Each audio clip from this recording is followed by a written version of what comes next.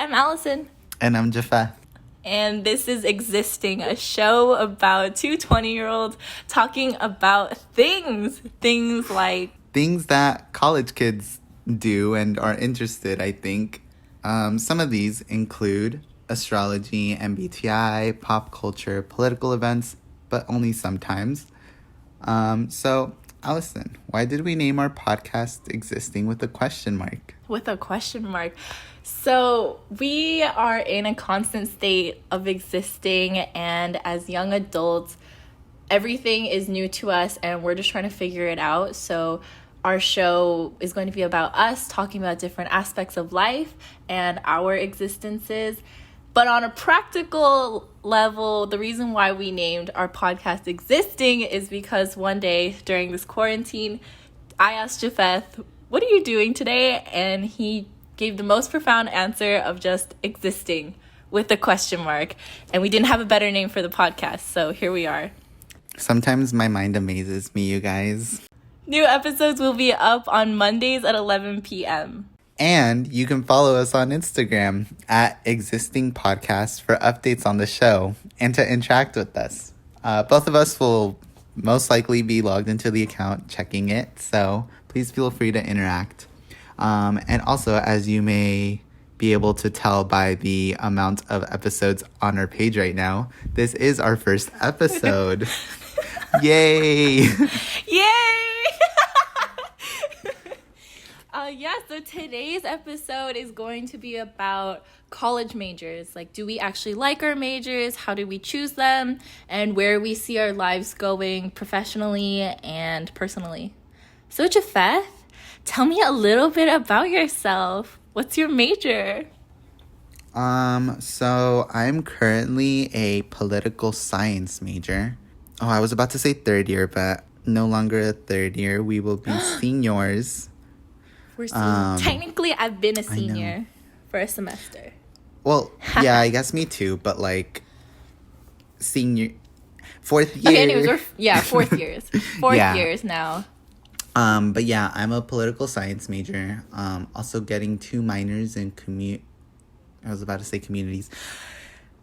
Also double minoring in communications and international studies. So that's kind of fun. You were not originally a poli-sci major though. Right? You are speaking a fact. Yeah, I came into school as a biology major, but I left after 2 weeks. I switched out because it wasn't hard, y'all. Like, everyone I talked to, they're always like, "Oh, was it really hard?" Because, bio's a hard major. And, like, I'm sure it would have been really hard if I would have stuck with it. Because seeing all my bio major friends and, like, everyone who takes bio, I'm like, y'all look so stressed out all the time.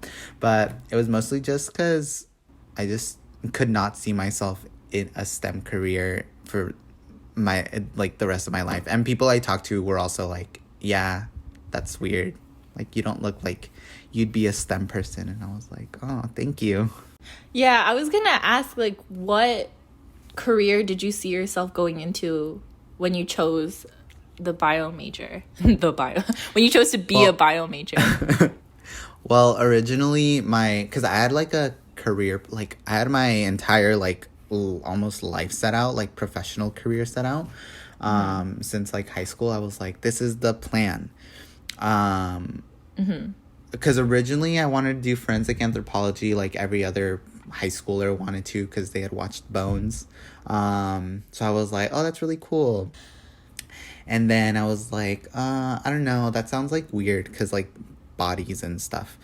And so then I was like, oh, what about like, there was like a brief moment where I wanted to work in museums because I was like, that's really cool. And like through getting, and the reason why I was getting a bio major was to work or to get more involved in like evolutionary biology and like kind of that stuff, because that had always interested me. So that was mostly why I was doing bio. And then once I actually like got into college, or like the summer leading up to college, I was like, oh wait, like the environment and environmental studies, so let me do like environmental law. So that's like when I started thinking about like any kind of like politics, law aspect of like a career. And so then I was like, okay, I'll just get a bio major because, like, that's very general. And if environmental law doesn't work, or environmental sciences doesn't work out, I can just, like, always do something else. But then I was like, wait, but, like, the science part of that isn't really, like, what gets me going, you know? It's more just, like, What gets you the law, going? politics. Yeah, it was more just, like, the law and the politics part of it. So I was just like, let me just do that. And so then I switched over. So that was my 2-week journey. 2-week journey. In high school, were you into politics? Because for me, I was, and I knew I wanted to poli-sci from maybe since like junior year. I wasn't into politics as much as I am now. Like, before, I was always, like, surrounded by political talk and stuff like that, because my parents, like, after dinner, my family would engage in a discussion, and it was usually always, like, political or, like, had something to do with, like, social justice or just, like, any politics going on at the time. And, like, I was always too young to, like, participate because I had no clue what the heck was going on.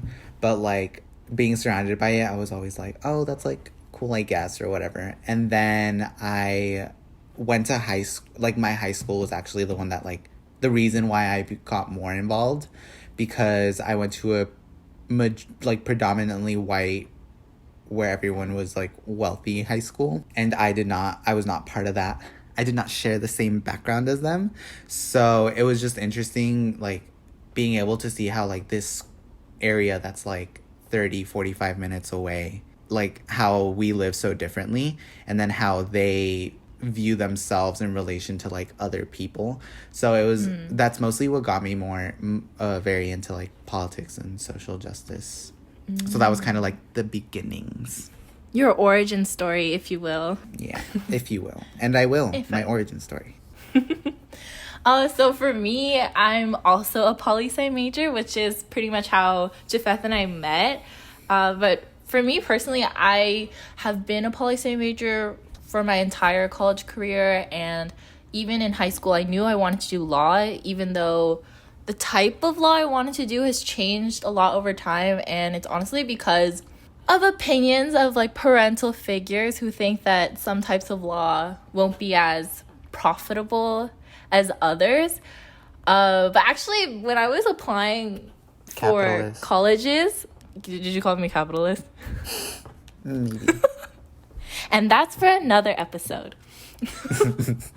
But yeah, basically, high school, I had this big existential crisis because I didn't know if I really wanted to do law, or it was just, like, something I thought I would be good in, and I had, like, a minor interest in it.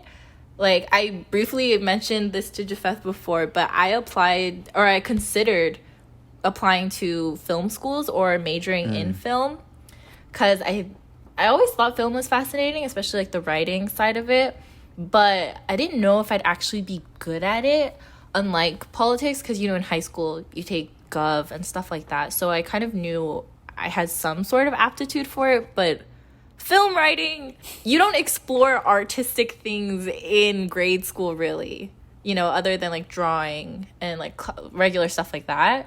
But yeah, in the end, I'm here at poli-sci. I did consider changing my major, I think 2 years ago or a year ago, to a media major or communications. Oh my gosh. Media. Because I was like, I don't know, I feel like I want to do something more creative than law. But then I was thinking more about it, and I was like, oh, I don't know what I would do in those fields. So I just stuck with poli-sci and law, and here we are. I mean, look at you now. We're making a podcast. That's pretty media-y and communications-y, if you ask me. Wait, you're right. You're right. Oh my God. Anyways, but yeah, that kind of reminds me, like, I originally wanted to do politics and law because I wanted to do more, like, civil rights, you know, kind of law and social justice-y sort of work. But then that sort of field of law doesn't really make that much money. So my parents were not supportive of that. So I decided I'm going to do entertainment law and, like, work in the contract side of it. But the thing is, I might end up working for, like, a film or, like, a production company like that. So it's, like, the field I was trying to avoid in the first place. I feel like I'm slowly going towards it again. And I don't know what to make of that. The universe, is trying to tell you something here, Allison. Oh God. The thing is, I feel like I'm sowing the seeds for like a really big career shift later. Oh my gosh. And it frightens me. Yeah. Because I know what I'm doing. Yeah. No, but what's kind of crazy? Like going on like, or this feeling that we need to know what's going on. Like my sister, she's a couple years older than me. She really doesn't like what she like studied, but she's like, but you're still like, sometimes I forget that we're still 20, or like I remember, and sorry for anyone who's like older than 20 and is being like, oh, these young kids, like they don't even know. But like sometimes I forget I'm 20, and I like, that's crazy because there's still like a whole lot of time left for me to like actually figure out like what I want to do. But like it's so stressful because obviously like school and college is like our entire lives right now, so it feels like we need to know what we're doing because we're spending all this time like pursuing a degree only to and the worst part is like also knowing that like we might not get a job in it, or at least for me, like I don't know about like entertainment law or like lost, or I do, I'm lying, but like I feel like there's like I feel like there's like you can never have like too many lawyers, I guess, or like people are always looking for like there's a bit more job security with like those types of jobs. For me it's like to be honest, I'm still not 100% sure what I want to do, but like I'm more interested in like the communication part of politics, so like I am more interested in like running campaigns and stuff, but also that's really hard. So I don't know, but like job security and stuff, and I feel like we're worrying about that a lot considering like how old we are, or maybe not. I don't know. I feel like we do worry about a lot, that like because we talk about that in our like personal time often, and I feel like a lot of that anxiety has to do with majors and the fact that we're forced to commit to this field of study that we might not actually know that much about, or maybe we have a minor interest of it, like pertaining to it, and it's just sort of amplified and kind of put on steroids once we go into college. But then you might realize like a few years down the road, this isn't actually what I want to do. But at that point, it's too late to change your major, because then you're going to be staying in school for longer. Your student debt will increase, and it's just like a snowball effect. I realized that only when I was switching majors, and it was only my second week, but I still felt stressed. I was like, I'm going to be so behind. I'm like going to be way behind like other students. But it was literally the second week of my first semester in college.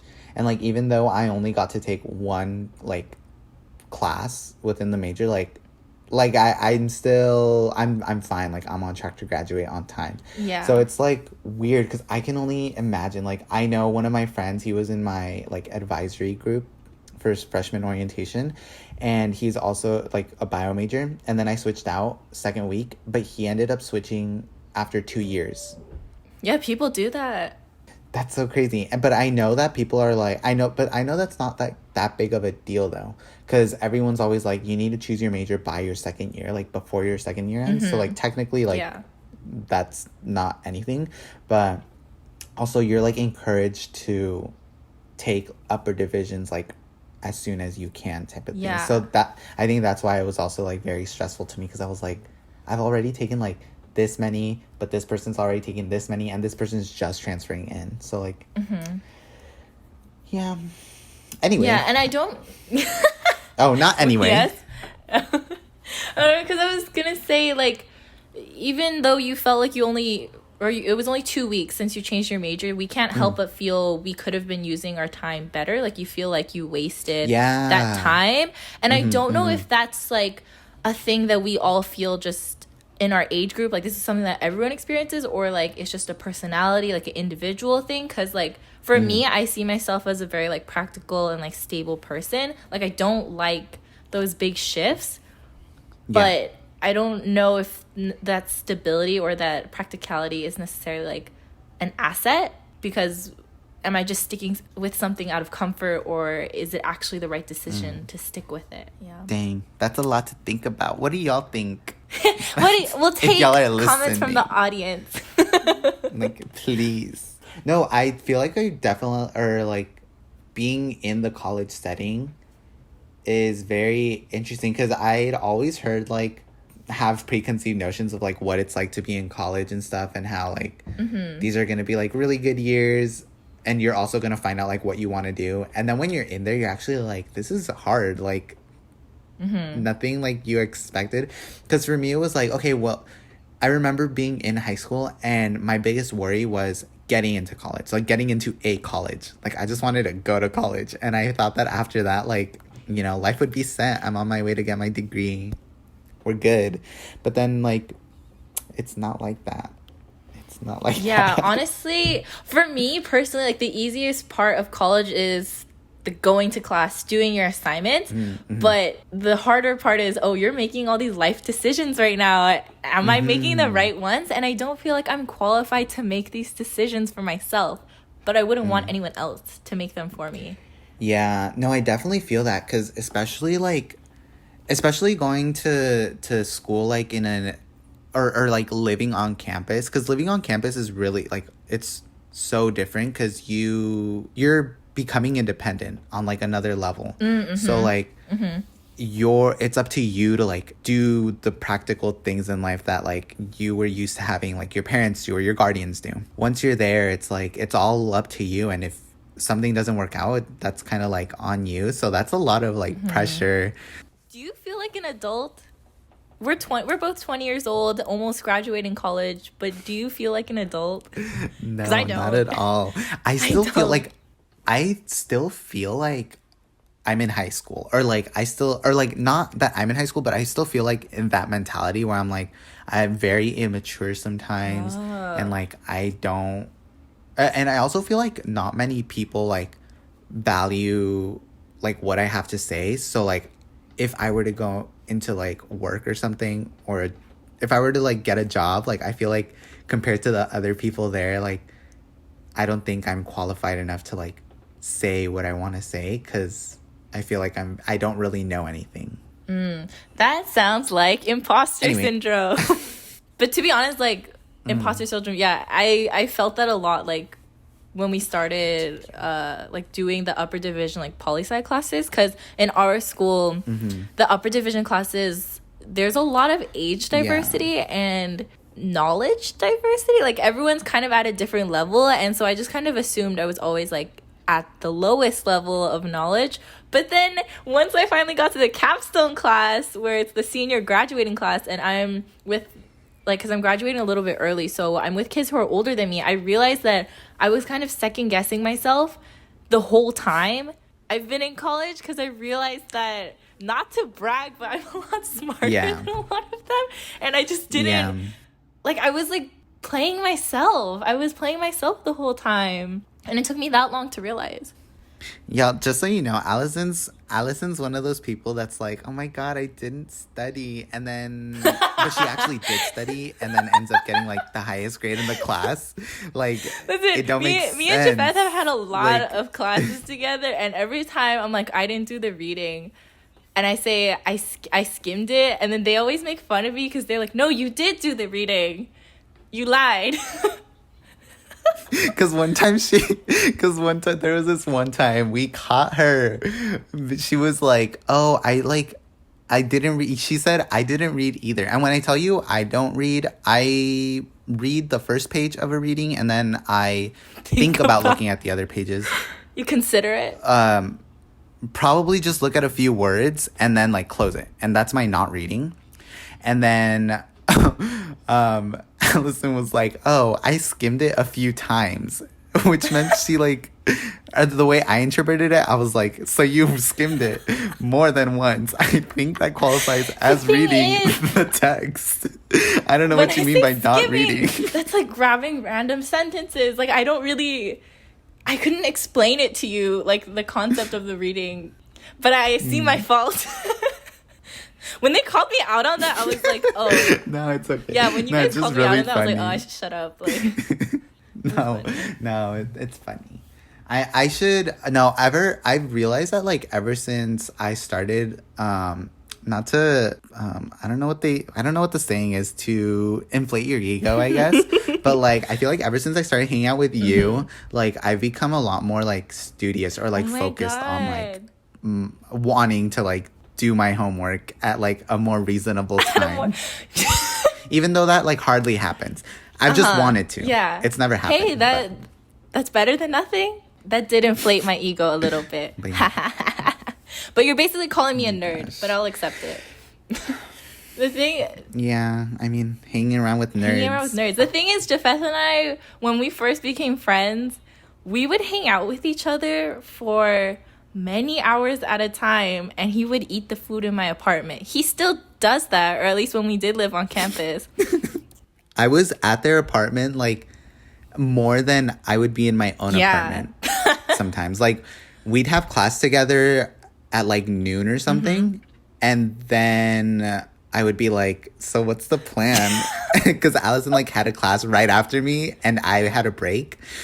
And so then she'd just be like, I mean, you can come over. And I'm like, okay. And then I just, like, go up to the 4th floor and knock on their door. And they'd be like, hi, okay. Feed me. And we're like, okay. But no, we really enjoyed having Jafeth over. We still do. And I think it's funny because I've hung out with other people for shorter amounts of time and got annoyed of them, but sometimes we spend upwards of like maybe 9 hours together straight in a day, and oh my God, we don't get sick of each other. No, really, there was a day where I think we were supposed to be writing an essay, but we didn't. And our other friend, who we'll call, what should we call her? I don't know what to call her. Anyways, our other friend, Jelly. where she was like, Jelly? Yeah. Did you say Jelly? Okay, Jelly.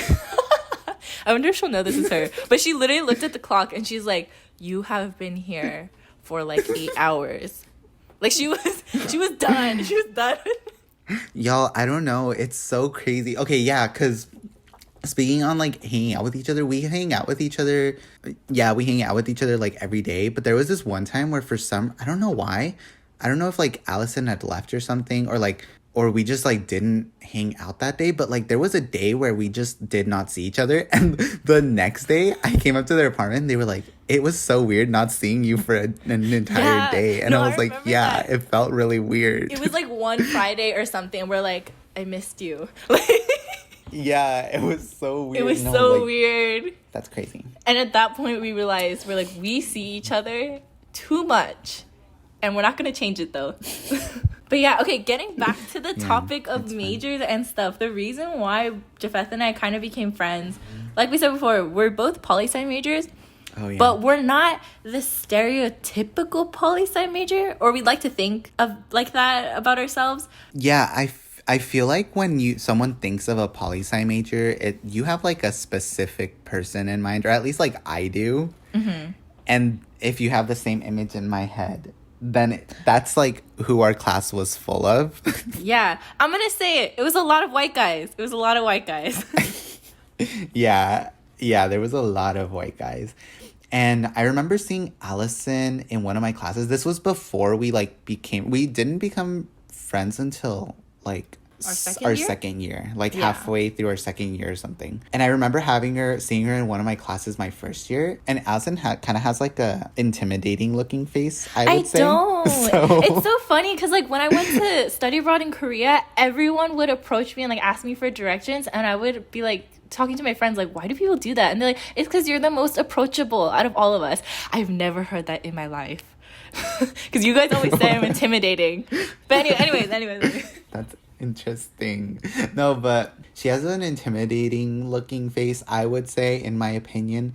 I have a resting bitch and face. I remember, yes. But I also remember thinking like it was really weird. I don't think I've told you this, but I remember thinking it was really weird, and I thought, this is bad, but I thought you were just in that class for a GE. I don't think I've told you this, but I thought you were in there for a GE, and it was really weird because I had never seen like, this is really bad, but I had never really seen like another Asian person. I don't think I've seen another Asian person in any of our classes for poli-sci. And I don't know if that's just like an our school thing or if it's like in general. No, I've definitely noticed that. Like definitely like second semester freshman year, I was like, oh, Okay, I'm like the only Asian kid. Like, not only Asian girl, it's just like only Asian kid. And I've like become the Korean kid. I've become like the Korean kid in our classes, and I don't know how I feel about that, but that is like an image that's kind of out of my hands at this point. Like, I can't. It's like the condition of our classes. But anyways, yeah, because our classes were predominantly white men, they dominated the conversation. And so we felt I don't know, the way they speak about politics was like in a very joking manner, or like they like to talk about politics for fun, and I don't feel like we talk about it that lightheartedly. So sometimes the tone would be a little weird. It was something I noticed, or you could at least really tell like who knew about politics and who like had the opportunity to like educate themselves on politics, if that makes sense. Because like before college, I never took gov or civics. I didn't take, like, weirdly enough, I didn't like, the most political class I took was literally world history. Like, I never took any gov class, which I do regret. So I always, in my head, I always just like chalk that up to the reason why I didn't speak was because like everyone in here kind of knows what they're talking about, and I'm like, everyone would throw around these terms, and I was like, I don't know what the heck that means. So I would just like stay quiet. But like I noticed that like whenever I would have conversations with like other classmates, like they had things to say, but like they just wouldn't say them. And like everyone that sat at the front and that spoke up were like these white guys. And I was like, that's just really interesting, because also the professors like really engage with them too. So it kind of just like, I don't want to say it encourages them, because it's not bad that they're speaking up. It's just like, I think they should be more conscious of like who's in the class. Our professors are polite enough where they don't cold call on us most of the time, but then in that way it sort of creates a positive feedback loop for the same kids who are sharing, even though like we have stuff to say, we just like don't feel comfortable enough with sharing those things. I think that was the main problem. I really like the classes though at our school. It's and the professors too. Yeah, I do too. Sometimes it's they're a little questionable, but it's like that you're in there to like gather information, and like professors are like real people that exist, you know. So like putting yourself in uncomfortable situations like that is sometimes, I guess, it's a necessary. part of it. Yeah. Just so you learn, you know? Yeah. But it's cool. I really like it. If we try to wrap this up, in terms of choosing our major, I feel like although I haven't changed my major, I would say don't be afraid of changing your major if you feel that other thing is something that you really want to do. Like, don't be afraid to follow that. Do you have anything else to add? Yeah, I went through I stressed out so much picking a major, or whether I should like drop and then change completely or something. But I would always say just add, like, my recommendation personally, I think it was very helpful to add it as a minor first, and then take some classes that you need, and then if you don't like it, just drop it. Because a major change, even though like you can drop it at any time, I feel like it's such a big commitment. Just like start small. If you go to we go to a fairly small school, so it's not that hard to get in touch with professors and advisors and stuff. And if you go to a bigger school, still try to reach out, but I understand it might be a little harder. Yeah, definitely, like what Jafeth said, start small. Like, take those GE classes even before switching to a minor. Like, take those GE classes, figure it out, like test the waters, and Well, that concludes our first episode of Existing with a question mark. Okay, we still don't really know like how to articulate our title. Yeah, we're working on that. I like Existing with the question mark. I think it's kind of quirky. I think it's kind of quirky too. We just finished our first episode. Allison, how we feeling? I think we did pretty well, considering, well, technically this is our second episode that we've recorded ever. However, that first episode will never see the light of day. It will never be posted anywhere because it was really bad, first of all, and it was also like a review of the show Beastars, so that won't be posted anywhere. Yeah, it was basically like we ended up just talking about furries the entire time. We're not furries. We support the furries. We are not. Like, we respect you, but it was just us talking about furries. Anyways, make sure to follow us on our Instagram at Existing Podcast, and our next episode will be up next Monday at 11 p.m. See you then. Thank you so much for Thank you. listening.